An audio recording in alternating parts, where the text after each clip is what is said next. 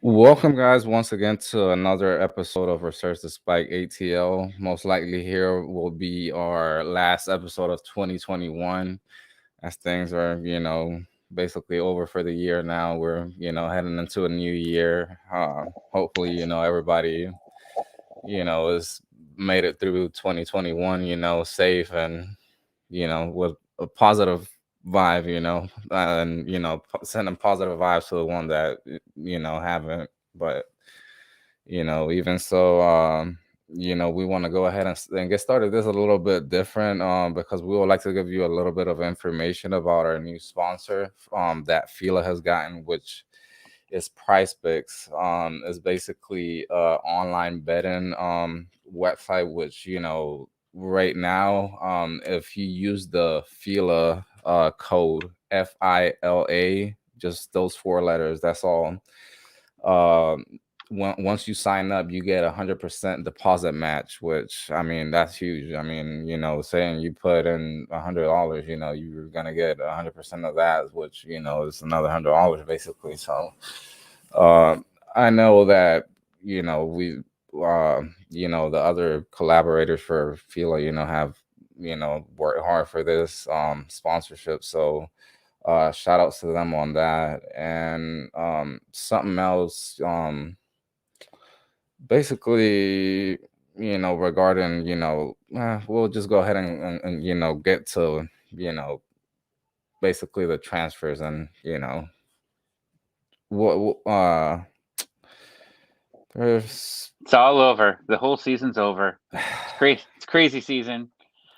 I don't even know, man, like where to get started, honestly. Like, with all these transfers, I feel like, Atlanta has been like the team where, like, we've had more news than anybody, I feel like, in MLS Yeah, I'd recently. say so.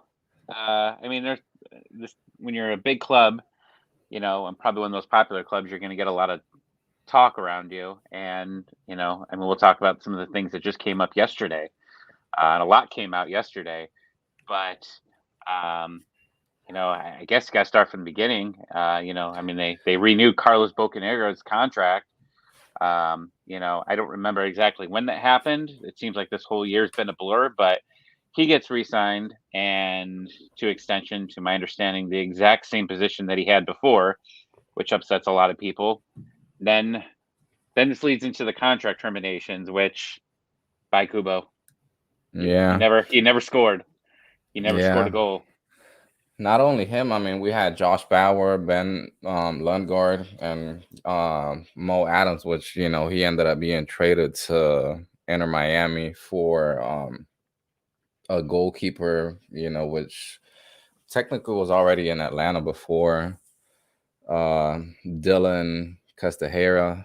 He already, he I don't think he had any playing time with the first team, but I believe, like, he already was, part of the Atlanta The organization. twos. Yep. Yeah. Uh, Then I mean, we had the MLS expansion draft, to where we saw the list that came out, and a lot of players that were unprotected on that list. Were well, you yeah, but surprised by before we that get to list?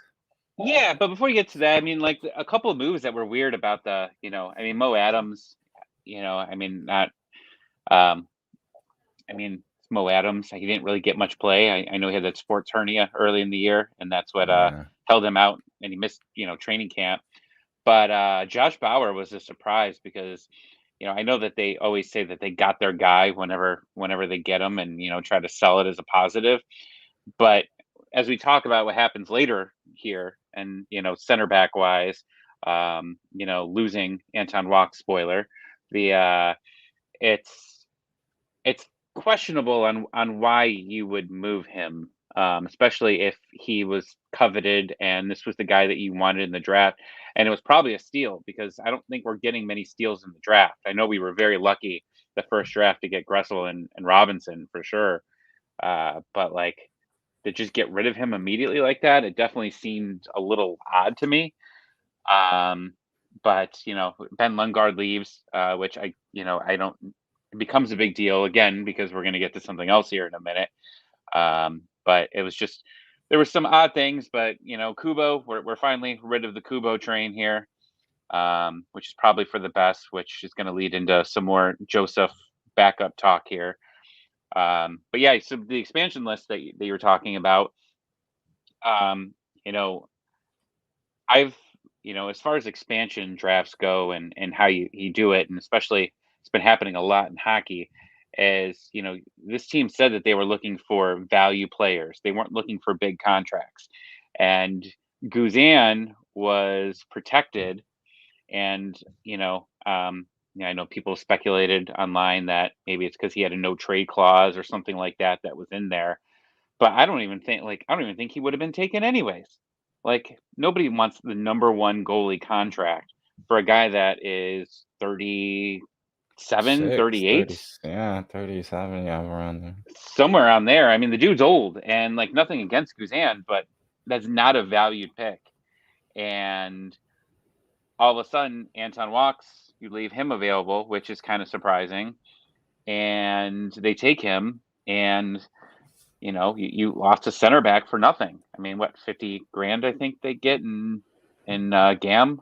So I feel you could have traded him. If that was the situation, maybe you move him prior to the draft with somebody else to make more money or something to do it. I mean, like, I feel like there's ways to manipulate a draft, an expansion draft, and Atlanta really didn't do as much as they could to, maybe they just didn't, maybe they wanted to get rid of Anton, or, I know Anton wanted to be here, but maybe he knew that he wasn't going to get minutes. I don't know. Real quick, does that, because there was some speculation as well going online, to the fact that they didn't protect Anton Walks means that, they knew that eventually somebody was that he was going to get picked, and given that fact, that is going to, lead to like a formation change, going to like a line of 4 instead of a line of, the 3 center backs and like the 2, the 2 fullbacks basically. So I mean, there's some speculation of that. I mean, you think that has something to do with it, or Maybe. I'm just not sure if I mean, we're not paid to do this. We talk about this for free, but it seems like yeah, they definitely could have protected assets better. I mean, they didn't protect Hyman, which I thought was very smart. I personally want Hyman back if he could be who he was prior to his injury. I think that Emerson in an offensive minded system like this is going to have a fantastic year.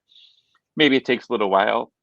Probably not as bad as Joseph because his surgeries and his injury wasn't as bad, and he has much work on. But um, definitely, I think the Hyman's going to be good here, 100%. I know people are so upset about his contract, but we're only going to be able to probably rid ourselves of one huge contract, and talk about that soon.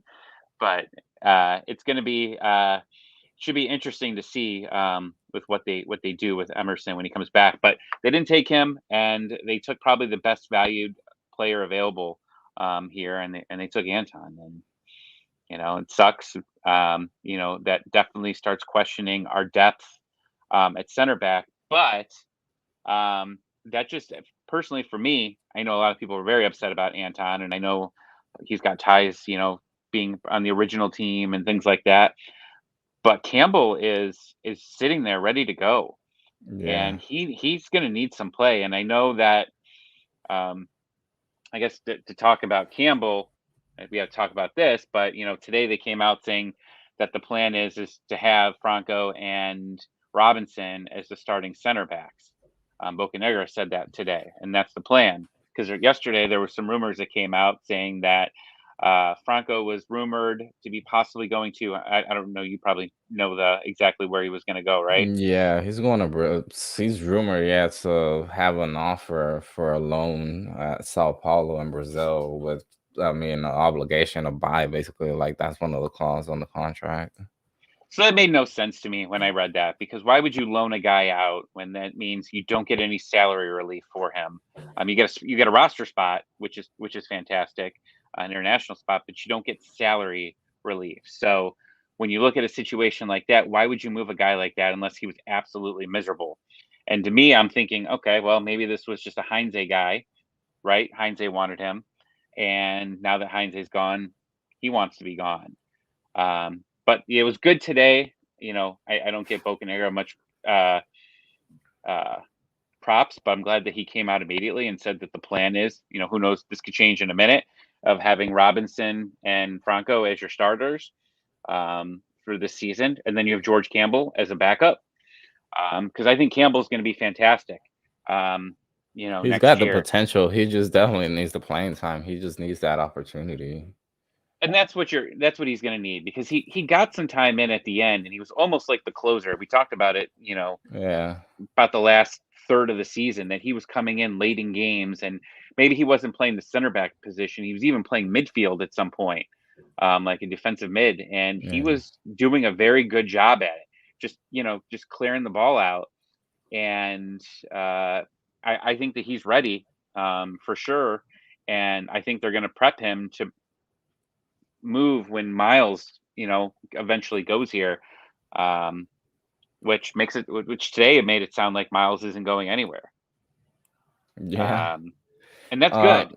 I think that's good for Miles, because we've seen way yeah. too many guys go to other leagues and not get game. Like, he can probably go to some other leagues that are just in line with MLS. What does that do? Like, you might as well just stay here in the U.S., play for the He's U.S. got whenever they need him. Yeah, he's definitely got a guaranteed, spot, as the starter, in my opinion. I mean, I don't know who else, would be a starter over, I guess you will say, him and Walker Zimmerman. I mean, those two for me are like the starting center backs for the US men's national team. But, going back to what you said about the Heinze guys, there's something that I read, like I follow this page from, that comes out with like news, like with the Argentinian like first division league, and they were, I guess there was like a podcast or something that interviewed, or something like that they did an interview on Santi Sosa, and they asked, I guess, like what he felt like, about River Plate, which is his previous team, and that's where, like, he was, you know he came through like the academy or whatever. So he said that he would like to go back. Like he really said, like, he would like to go back because of the fact that, the moment that the team is going through right now, which, like, to me, like, it made it sound like, honestly, like, to me as a fan, and like, even like in like a different point of view, like, I see it as like, all right, like, this guy really like doesn't like want to be here.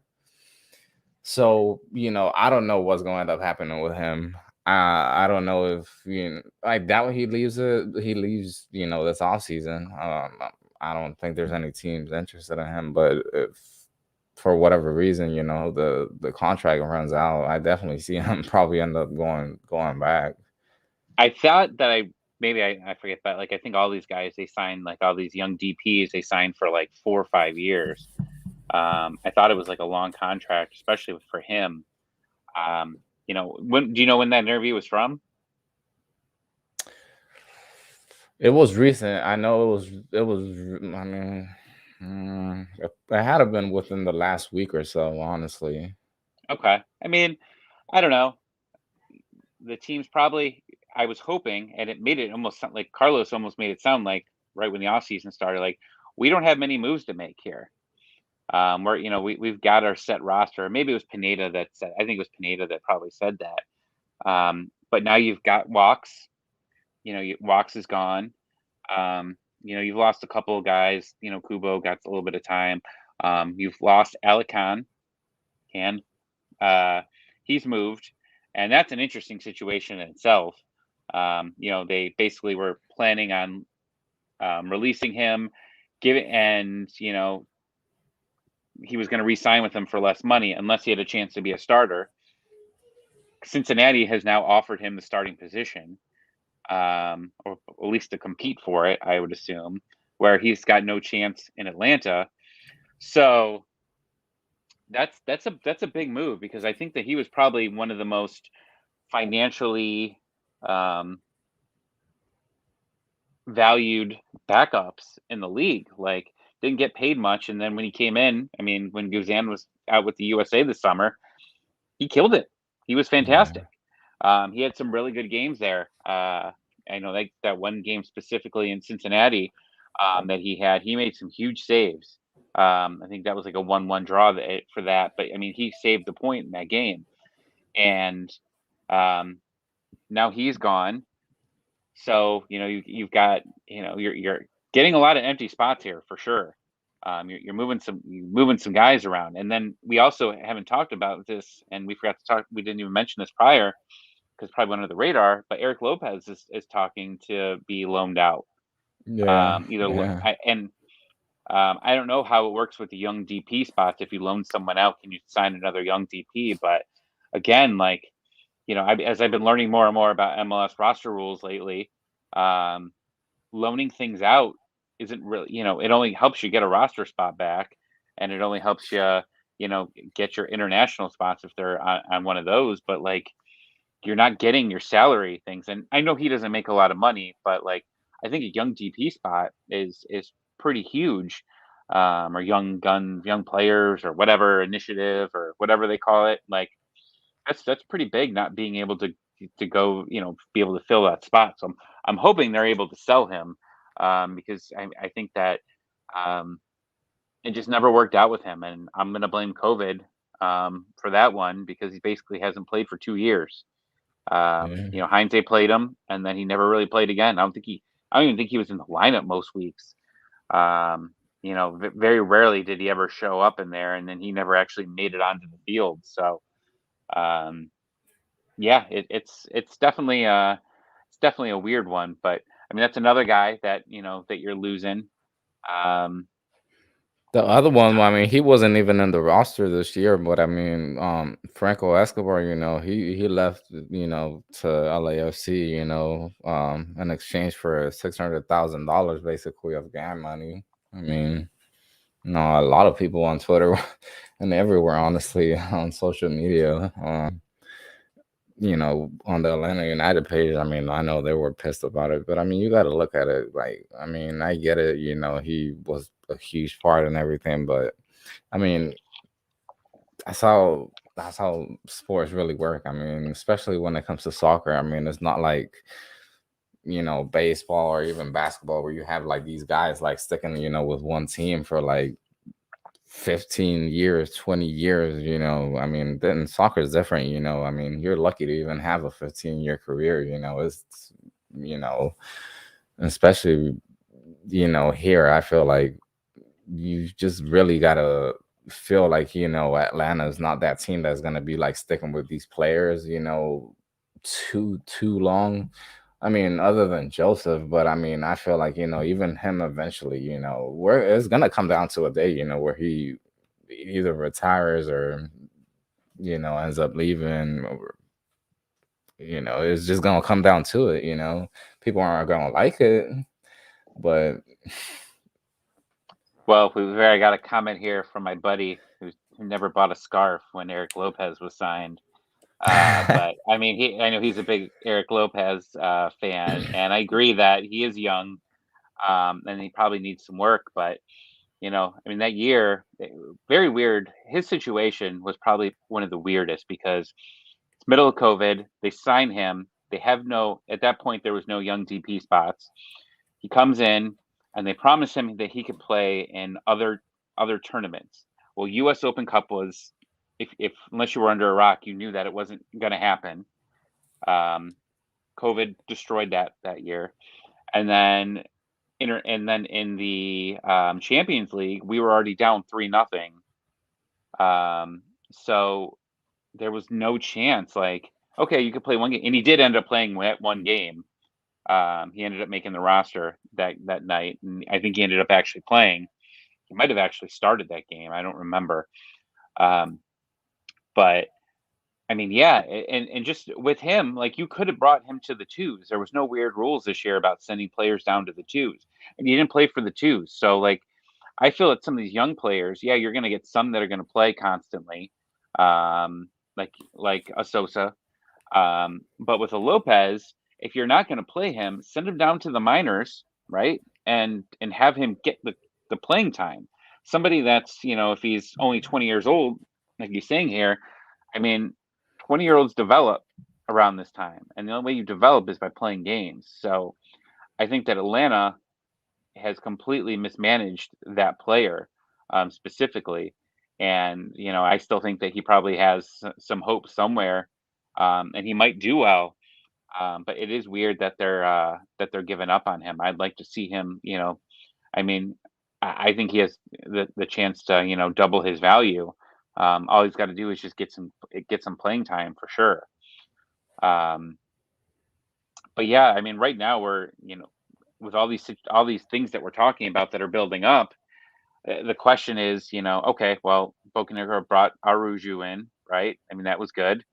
Yeah. We were obviously able to do some crazy roster management to be able to fit in uh, Franco, paying him down, paying Moreno down, and then still adding Aruju. Just crazy on what we were able to do, to have all these fantastic players.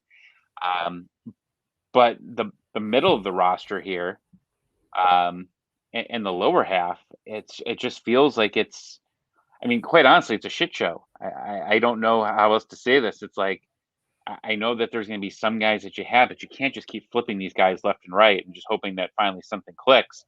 You need to build chemistry, and a lot of these clubs, like your Seattle, who's probably is making a lot of changes this offseason, and Toronto is definitely making some changes. But like those teams that have been constantly good, their middle of their roster has been very consistent throughout that time. And Yeah. right now, I'm thinking internally here, like, okay, you're freeing up some money for Khan, but we've already got a backup. We've already traded for the backup. I believe he's going to be the backup. Where do we get him from? Who? Alan The new Franco? backup goalie? No, the backup goalie. We Oh, he come traded from for Inter him. Miami.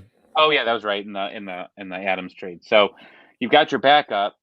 Um, you've sold Escobar for minimal money. I mean, it's not a lie. I know it could be more if he's got some type of incentives from there, but you got some of that money back. Now you've got his money off the roster, his money off the books as well, from his loan. So you're adding a ton of money right now. I mean, Walks didn't really get a lot, but you've got Walks' contract, which still was friendly, but now you've got that money. Um, Now, the other thing we didn't talk about, the best news in the land, is Jurgen Damm. Yeah. Apparently, he wants to play for Mexico Yeah. next year. Uh, I know they lost to the U.S. like every time this year, but I don't think that became Mexico became all of a sudden desperate for the Jurgen Damm experience. I don't think that's a real thing. So that's interesting, but we can't loan him out. The more I learn about this, and if as long as it's right, we can't loan this guy out. We need to sell him or cut him. There's no option. And if Boca can sell him for $2, as long as he gets off the salary, then I am more than fine. Um, then we're more than fine, as far as salary cap wise, because we're taking that money and we've got to throw it all into the midfield. That midfield needs a complete revamping. We cannot go in with, Rosetto and um, Ibarra and Sosa. We need some guys definitely. I mean, I know we're getting Hyman back too. Who knows how he's going to be? You need Um, all you what you really need, like, is really some experience. Like, that's what you really need when like it comes to like that middle part of the field, or like the middle part, like, like when it comes to like the center back positions. Where we had that, in 2017, 2018. I mean, you had Michael Parkers, you had Jeff Lorenowicz in the middle of the field. I mean, two guys that have played like over 600 games in MLS together. I mean, that's huge. That's something that a lot of these guys haven't even played 100 like professional games. So it's definitely something that it's either a working process, that the front office either wants to build it, or they just want to try to sell and try to get rid of players. uh Lately it's just been seeing like it seems like they've just been trying to get rid of players, but now, I mean, you would hope that they would try to, I mean, build from that core team and just try to add those pieces that they need. I mean, I think I read something about Boca saying that they were trying to add like veterans to the team. Hopefully that brings a little bit of you know I guess maturity that they're lacking, because I mean I feel like that's what you could say maturity and like lack of like making like the smart decision. You look at how many points Atlanta gave up from like a winning position, or like even being The two last goals 5 up. minutes. Yeah, Yeah. last 5-10 minutes it was, I mean, horrible. It was everything going downhill. I mean, you can't do, like, if you aspire to be like a top team, you cannot do that. Like, you just can't do it. But You're not building hopefully, any leaders either. Like I don't know. It doesn't as far as, on the field goes, I would assume the main guy that's going to become a leader on this squad is Miles. Um, but I feel like you need a leader that's up front, and Joseph's a hothead. So I'm not sure if I mean, he definitely motivates the guys on his own. But yeah, you had that Lorenowitz and you had that Parkhurst. You had guys all around the field that were definitely guys that were going to push the other ones, and lead on the field. But now you're getting rid of a lot of these guys.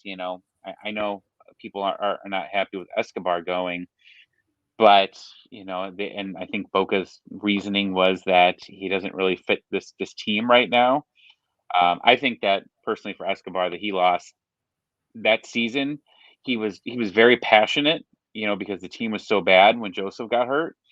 He did a very good job, but he was very passionate, and he's always gotten a lot of yellow cards. But I think his time was done when he decided to fight the entire Columbus Crew bench and staff. I think that was when they were like, "Yeah, we're good. Um, we're gonna move you out." But I don't know. This team was so young last year, and I'm pretty sure it was like one of the youngest lineups in the league. And yeah. that's I know that previous teams, we were young in a lot of spots, but we had a lot of veterans too.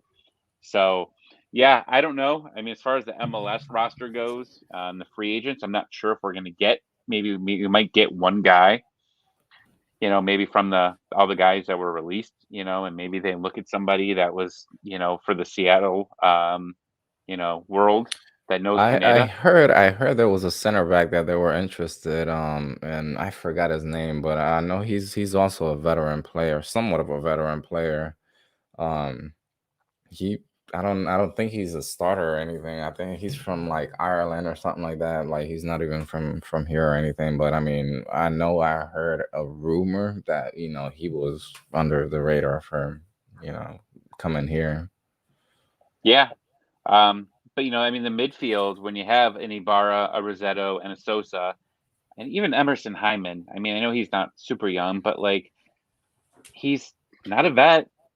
So you've got these four guys that are just, they're not leaders in that midfield. I mean, Ibarra's, an angry little dwarf out there sometimes, just beating people up and taking legs out. But you need a leader there, and I think that's where they need to go look at, and take some of this money, and fit that role. I mean, we were very lucky to have a Lorenowitz and a Nagby, in midfield for quite a few Oh years. man, I so forgot about. I don't even know how I forgot about Nagby, but yeah, definitely. I mean, he was a huge part. I mean, that midfield did not work without him. It was that Yeah. simple. So I mean, you're missing all of that, and this team is young, and we showed all season that it was young. And that Yeah. playoff game that we had, I'm not sure there was anything that we could do to win in that stadium. I know that we did win in that stadium in the playoffs before, but that whole situation's upsetting. And the MLS Cup game though was sweet. Uh, Yeah, definitely. It was yeah, a good game, honestly. I mean, it was a good game. I really like. I don't know. I didn't like really expect it to go all the way, like to penalties or whatever. But let me say this: I said from the beginning that New England was going to lose their first playoff game. because they hadn't been playing. They had basically been on cruise control for a month and a half. Then Yeah. they offered them extra time or less or extra time off because they were the number one seed overall. They took more time off. That was bad. Um, and then they just got beat up on. It was that was it wasn't shocking, but man, I think that if you're Atlanta, definitely, if they could have gotten past New York and played on a real field, who knows? Maybe some miracles happen. I don't think that they end up Yeah. beating Portland. I like Portland, and I thought that they were pretty good all year. But those two teams though, despite New York losing a couple of their guys, early in the playoffs, and then Portland had a lot of vets on their team. So if you're really looking at those two clubs, they had a lot of veterans on their squad, and that just shows you how important that is in this league. Well, I mean, also what helped a lot was like the whole COVID protocol, in the conference final, against Philadelphia. I mean, that's also was a huge factor, when it came down to like the lineups and everything. I mean, I know afterwards, there wasn't really much talk about it, like I really didn't think that there was much talk about it as there should have been because I mean, I get it, like, like you still have to play, but I mean, I don't know, man. It's everything just gotten weirder, man, with like the whole COVID situation. I mean, even you look at it now, like all these games being suspended, like like even in the Premier League, like honestly, I'm kind of worried about next season. Honestly, like what's it gonna look like? How the attendance is gonna be like. Or are they gonna like require like the mask how they did at the beginning? I don't know. Like it's just everything's gotten like to the point where you're like thinking all this stuff again, and you're like wondering what's it gonna be like next year. Yeah, for sure. Quick story here. I went to. There's not a mask mandate here in Ohio, but in certain cities there are. And I went to a hockey game out there for the first time in a couple of years, and I didn't know. When I walked in, they were like, "Where's your mask?" I'm like, "What are you talking about?" And they said, and this was prior to the new variant, but I put a mask on, and then as soon as I got to my seat, like while you're walking in main areas, people were wearing masks, and then when they got to their seats, it seemed like most took them off. Um, but yeah, right now, it's good that MLS ended when it did because it seems like really Philly was the main one that took the hit. They were the Columbus Crew of this year. Yeah. That Or got their the hit. Dallas and Nashville of like that MLS is back. Remember they weren't even a part of that because of the whole COVID. Yeah. So right now, you've got stoppages in the NBA. Well, they haven't officially stopped, but the NHL was officially shut down until a couple days after Christmas. Right now. But I think they're all changing the rules here pretty quickly. That like if you're vaccinated and you don't have symptoms, you're going to be able to play. At least that's what it sounds like. What it's going to be happening in the NBA. So I think it's really gonna. I think you're going to see less. And I want to argue if it's right or wrong or whatever. But it seems like that's where these COVID's never going away. And so I think that what they're probably Yeah. going to end up doing here is if you're not having symptoms or anything like that, you're going to be able to play. Um, so I probably wouldn't be too worried. I bought tickets. I'm supposed to be in Atlanta and the end of I February did for the too. home opener. So I'll be in town. Hopefully watching the Hawks and United win games that weekend. But yeah, it should be interesting. Which yeah, the schedule's out now. Um, and I hate it because every year we are always going to get the toughest Western Conference teams every year. And unless we completely, even when we sucked 2 years ago, and they still went and put us against what Seattle, or we played LAFC. LAFC. I know that they sucked, but they were, they were supposed to be a powerhouse. Yeah. Um, and Surprisingly, I we know, don't play them this year though. yeah, I know Galaxy. Looking at the schedule and with what they have, we're still facing some good teams. Colorado was obviously very good, and Sporting Kansas City was very good. And then I think we have Seattle again, right? Yeah, we do. Yeah. Yeah. So I think they just put Seattle in just so that they can have old coach Yeah. versus And versus if I'm not mistaken, that's nationally televised, if I'm not mistaken, too. I yeah, mean, I haven't looked at the big schedule, but I heard there was a lot of nationally televised yeah, games, there's like 15. Yeah. which is always good. I mean, yeah, Yeah. it should be interesting to see how ratings go. But yeah, I mean the schedule is beautiful. As far as how everything is spaced out, and there's only like 4 or 5 midweek games. Yeah. That's good, especially for a guy like Joseph. That I mean, we'll see where he's at. Um, at the end of the season or at beginning of the season, but him having this rest and not having to force him out there every 3 days, like basically with what we dealt with all last season, is going to be gigantic for him and his continued recovery from there. So I like it. I like how the schedule is. I do like those midweek games on occasion. It gives me a reason to drink during the week. But like that's the only time I drink during the week. If there was a Atlanta United game and I'm screaming at the TV on my on my Yeah. uh, on my deck in the summer. Um, but yeah, it's a nice schedule. And it makes it easier for fans to travel to. Um, I know out here it's like back to back weekends. Like you guys come out here for a Cincinnati game on a Saturday, and then there's a midweek game, and then you guys come back out on Sunday here for Columbus. So I'm going to be doing like eight. I'll probably be doing about 12 hours of driving in 2 weeks. Damn. Hey, it's worth it though. Yeah, yeah, I it's a mean, nice yeah, stadium. same thing here, man. I mean, like now, with Charlotte coming along, I mean, that's a 3 hour drive from here. So I mean, that's a quick trip. I mean, even to Atlanta, I mean, that's not too bad. I mean, it's like 4 hours and a half, but some of these games, like the big games, like are on a Sunday. So, having to come back like on a Sunday afternoon and, after you get all, messed up at the game, you're like, I don't know if this is a good idea. But I mean, Well, like I you don't know if said, you the saw. schedule. Oh, I'm sorry. The schedule last week of the season, man. Man, it's going to be rough. I'm trying to pull it up here, but man, you need to start getting your wins in now because if you don't get your wins in early, you're going to be running into some major trouble.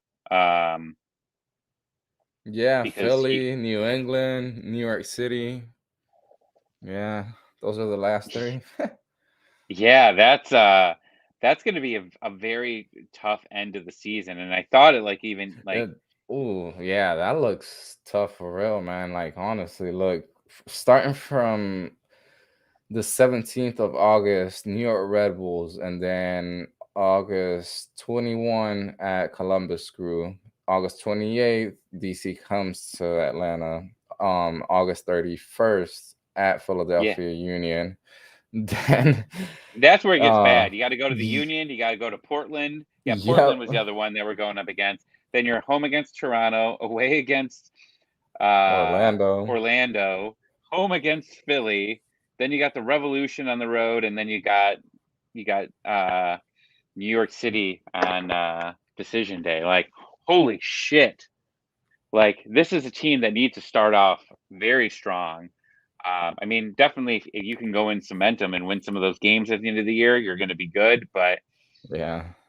oh, like, I don't know. I mean, next year, You, like to start off the year, it's going to be okay. But, Yeah, I feel Lordy. like it's like, last year, or I mean still this year, but like this past season, man, we had an easy schedule that last part of the season, but yet again, like we just fluked it on like the last three games where, we could have easily held a playoff game, and like I felt like that would have changed, a whole lot of things, a whole lot of things. But Oh, we I do play mean, the Galaxy.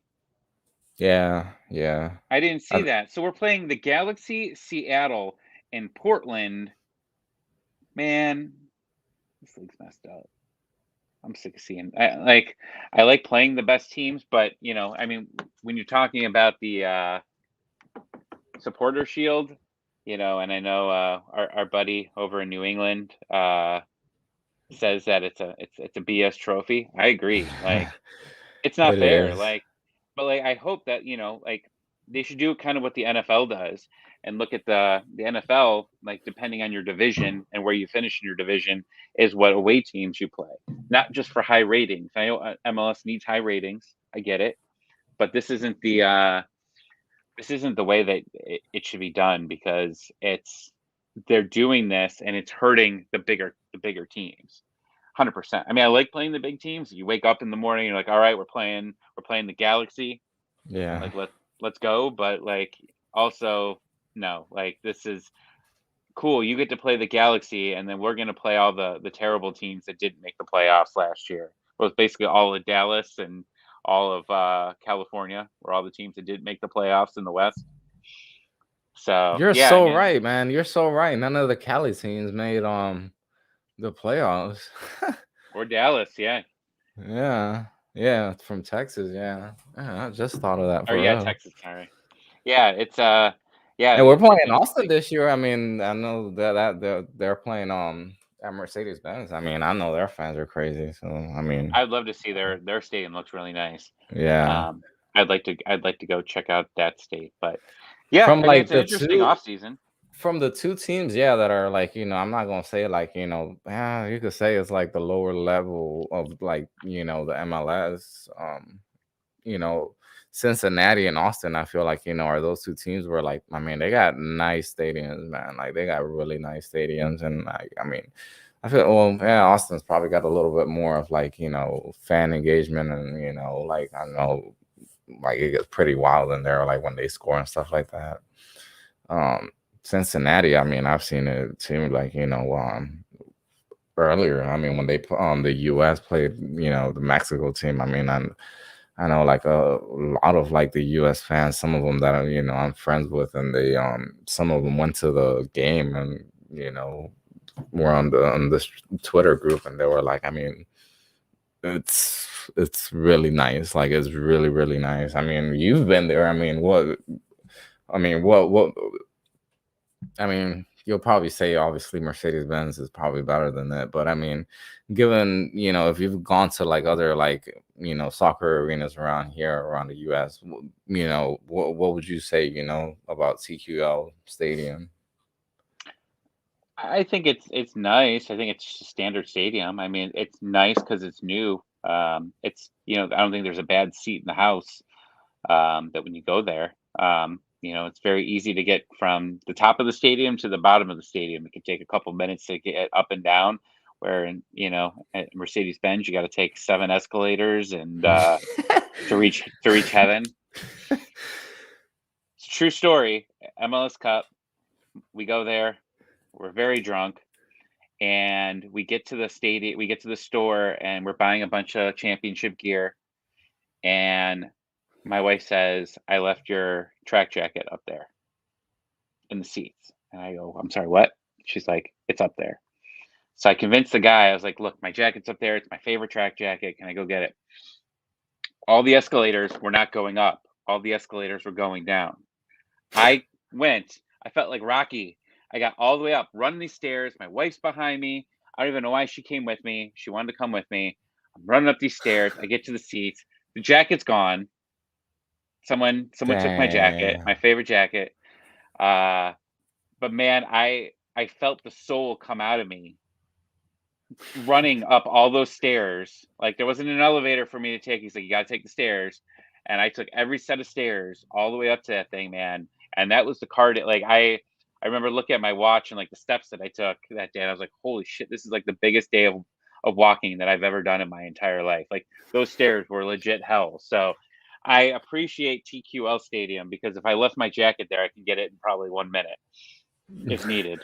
I definitely feel you on that. Like when, because there's only been one time that I've said in the third level, or like when they opened the third level, and that was the only game that they actually played like before the whole COVID situation in 2020. I think it was Cincinnati, matter of fact, that they played. Yeah, it was that first game that they played of the season. We sat in the third level as well, and man, the same thing. I mean, we just took the stairs, and like you say, man, that thing is definitely a workout. I mean, but I mean, going back to what we were saying, I mean, Austin, I feel like that's one of the teams that I feel like, they were able to get a little bit of, more money, more involvement, from the players and stuff like that, man. I feel like they could have something going on in the Western Conference. Yeah, it should be good. I like the season this year. It seems like it's gonna be the least congested. We don't have Champions League, which is beautiful. That's definitely a plus. Not having to worry I about that, right at the beginning of the season. Yeah, I think that, this, especially with whatever they end up bringing in, it's going to give time for them to gel. And then the other thing is that, you can prioritize the U.S. Open Cup. It's supposed to come back this year. I know COVID's all of a sudden swamping back up, but like you could do something here. And who knows if we're going to be involved in that other tournament. I know it's becoming a bigger thing in a couple years, but like I think they're still doing the smaller version of it this season, Yeah, from the my Leagues understanding. Cup. Yeah, so if there's a team that has not been in Leagues Cup that's going to be in Leagues Cup, it's Atlanta United. Or should be. You need Atlanta United to make that tournament a tournament. I'm sorry, like it's not trying to be, cocky here. It's just what it is. When they need big ratings, they go to Atlanta United. So I would be amazed if Atlanta United is not involved in that tournament.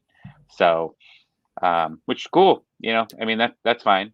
Up to this point, I mean, I don't even know what they based it off of last year, like how Made the it up. teams, like, what teams made it, how, who was gonna face who, like when the draw was made, like you really had no clue about, I just, I think it was like the semifinals when I ended up like finding out about this, and there were like midweek games where like, Liga MX teams are facing MLS, and I'm like, what the hell? What?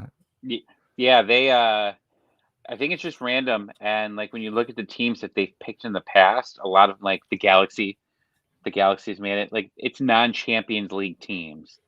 So like teams that Mm. haven't made the Champions League have been in. So you get like they're usually picking big teams, to be able to get those ratings. The only way to make it really worth it, for your advertisers and things like that. I would be surprised if the advertisers are not the ones that are picking who's in the tournaments. Could be, honestly, it could be. Uh, I mean, it can't be worse well, than the real Champions League, and their the draw draw. issues that they had. Yeah, that definitely. I don't know what happened there, man. I honestly was excited, man, for that Manchester United PSG match, man. I really was. But then Yeah, I me see, like, too. I checked like couple, probably like an hour later, and then I see like this whole new draw. I'm like, what the hell? What just happened? I woke up right when uh, things were starting to go down. I see like Atlanta PSG. I posted in this group chat with a bunch of my buddies. I was like, "Here we go," and then like I see like someone saying they're demanding they redraw this. I'm like, "Uh oh, what's going on?" Yeah, and it was I saw Bruno like tweets like, "All right, I'm waiting for the third draw. I'm more excited for the third Yeah, draw. yeah. Let's do the next one." I was like, "Okay, that seems like it's gonna be fun." Yeah, that definitely was. I don't know. I don't know what Wefo was thinking with that. Well, the only thing we got left for the offseason besides more crazy signings and, probably I would assume, I mean, I guess the other thing that we didn't talk about, we even talked about prior was, there's still talks about um, the Almada move coming. And it sounds like it's, coming, right when the window opens, but I want to get into specifics here, but I know he's been in some legal questioning, so I don't Yeah. know if they're waiting for that to get cleared up, and then that's when the signing goes down. Because what a weird situation is that the other club comes out, announces that he's going to Atlanta United, Yeah. and then Atlanta United goes back and like makes that comment, and it it was weird because like just don't say anything at that point. Like teams aren't stupid. Like if they were trying to not decrease Barco's value, I don't think that's a real thing. Like I think people know that what they're going to do here, and it didn't decrease Almiron's value. And we already signed Pity. Basically, they were practiced together for like a week or two, um, together. So I don't think that decreased it, but like I don't know. I don't know if Atlanta's just trying to save PR purposes and make sure that this kid's clean on what he is, but like right now the supporters, at least on Twitter, man, it's like 80-20. People are not happy with him coming, at Yeah, least no, from what I see. I've seen it. Yeah, I've definitely seen it. I mean, yeah, because of that same fact, and not only that. I mean, there's also this gesture that he made, while he was out with the Olympic team, which I think it was not the Olympic team, was it? I thought it was just his team. I thought it was his club. or what? No, no, no, no, no. Yeah, you're right. You're right. You're right. You're so right. No, I was thinking of because they were out in Tokyo and like because of like what happened in the whole Yeah. Tokyo thing, the whole situation when like I mean, I don't know. I feel like uh, even like with Barco, I mean, you don't even know what like I don't think he's to what I've read. I mean, Boca Negra has said that there's no interest yet in Bello, Miles, Barco. I don't know if that's true. I mean, to where Well, they said this team Bello. They said there's interest in Bello. They did was say it. there was some interest in Bello, but they said there was none for Miles, which I thought was weird. Um, but they did say that there was some interest in Bello. So, but we're going to get Gutman back from Oh the yes, Red Bulls. yes, yes. So I think if you sell Bello, Gutman is going to come in immediately and just take that spot, which he was fantastic last year, and definitely setting up some offensive plays. So I think that he's going to be just fine there. Um, but it's just weird overall with this whole Amada situation. I'm sure the fans will, if things go well with this, um, that he'll, hopefully get that. But we'll Uh, see. We'll see where this all goes. It's a tricky situation. People. I don't know about the other situation, but I know that the celebration you're talking about, and dumb kids make dumb mistakes, and as long as you learn from it and never do it again. From my understanding, he only did it once, and probably people were like, "What the hell are you doing? You need to not." His agent was probably on the phone with him, going, "The hell you doing, man? You can't do yeah, this." But yeah, yeah. Almada comes in, and just imagine if Amada doesn't come in though, and then you get rid of Barco. Now you got to figure something else out. Like this Almada, what are they calling him, future Messi or young Messi? Like some ridiculous like thing Yeah, I've with seen Messi that. Messi. Like, I mean, he's definitely, without a doubt, the biggest prospect coming out of Argentina. I mean, and obviously one of the biggest ones out of all of South America. But I mean, you look at it and like, I mean, I've seen his highlights. I've seen like the style of play that he has, and I mean, I don't know. I'm not gonna say he's not good, but yeah, it's not just like he's automatically gonna come in and like just take over things. Um, Even we saw that with Luis Araujo, when he first came in, like yeah, he was leaving defenders behind left and right. But when it came down to like this last part of the season, I don't know what happened to him. Honestly, I really don't. And that's when like I'd rather have a player not show up like or be a regular throughout the 90 minutes and whenever I actually do need him to like step up that that intensity to show up to give that more than that 100% basically. But I didn't see that from him. I didn't see that from Barco. That especially the playoff game. That the last third of the field was lost. They were completely lost that game, and I don't know. I don't know personally if Amado, is like the right answer.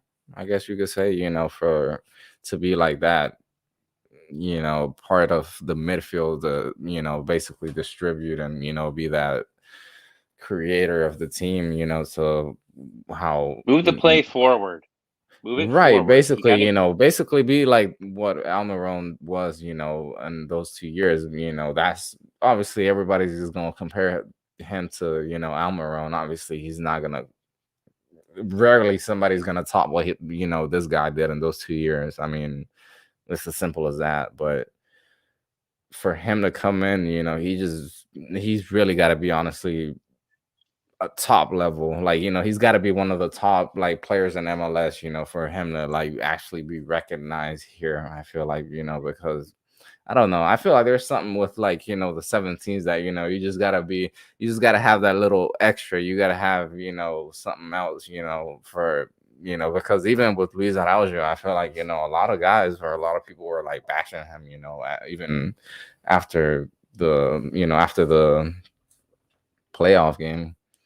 I mean, I get it, but yet again, it's a game. I mean, there's some things that you can control, some things you can't. But I mean, obviously, you can work to be able to at least do something to try to change things.